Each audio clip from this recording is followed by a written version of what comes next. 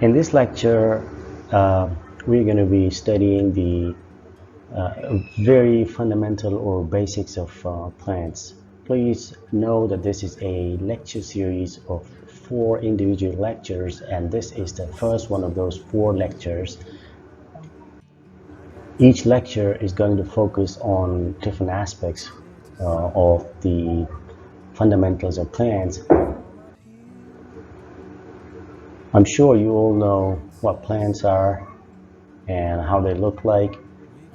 Plants are the source of food for us, for animals, for insects. They produce oxygen, we all know that, and they provide a home for different wildlife. So a lot of the wildlife, for example birds or different animals that live in the forest, they live in either plants themselves or on the ground in the shelter provided by groups of plants.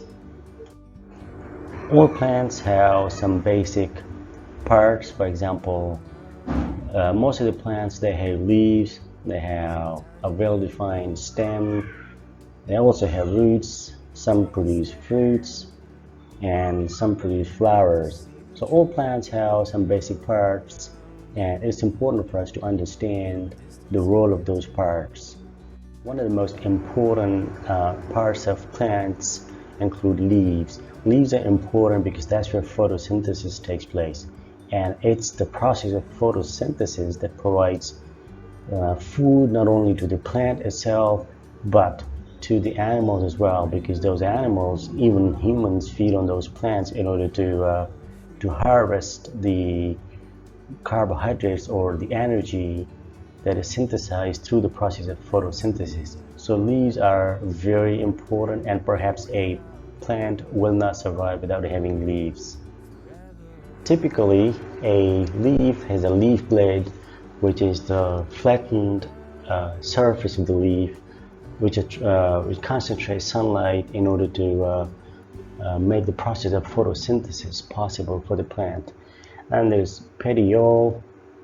I have provided the definitions of all these terminologies, so I'm not going to waste your time on just reading it out to you. And then we have node, auxiliary bud, which is the baby leaf or stem, also called next year growth, and midrib, which is the larger central vein in which all other leaf veins extend. So in this picture you can see what a blade looks like. So this is the wider surface of the leaf is called blade, and then the midrib, the central larger vein in a leaf, is called midrib, and that's where all the other veins extend from. And then you have the petiole that attaches the leaf to the stem, and then you have the node. So I hope this picture will be helpful for you to understand all the definitions that I have provided in my previous slide. Another slide with a lot of definitions, but I'm sure these definitions are going to be very helpful for you.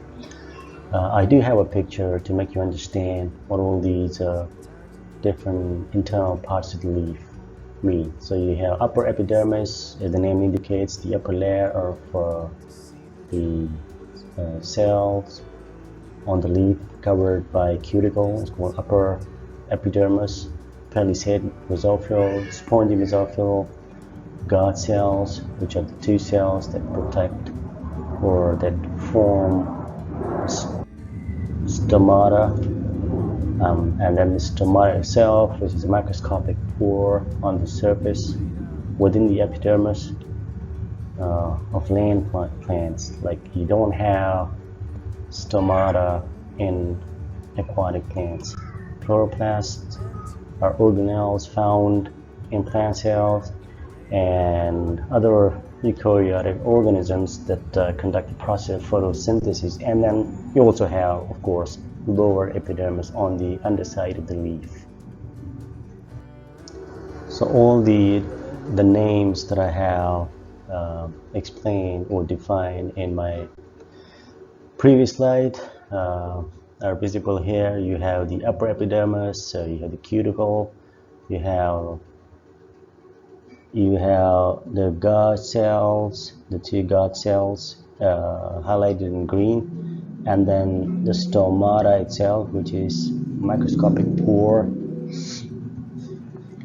And you also have all the other parts that I have explained in the previous slide. So I hope you will understand, but if you have any questions,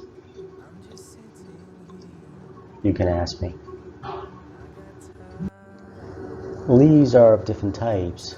Some of the types are based on the presence or absence of petiole. For example, if you have a leaf that is attached to the branch or to the stem to petiole, that is, you have a petiole present in that leaf, that's one type of leaf. And then you have, according to the blade, what kind of blade is present in that in that leaf. Simple leaves, and then you have compound leaves.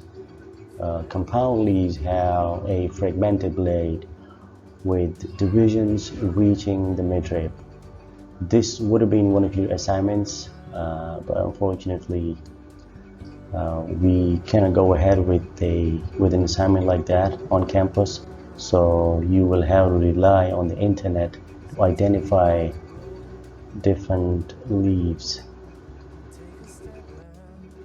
Another type of leaves, they're classified or they're grouped on the basis of the way their edges are designed. For example,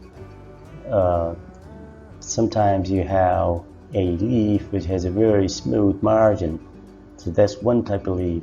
And then in another type of leaf you have leaves that have little curves, that's another type of leaf, and so on and so forth.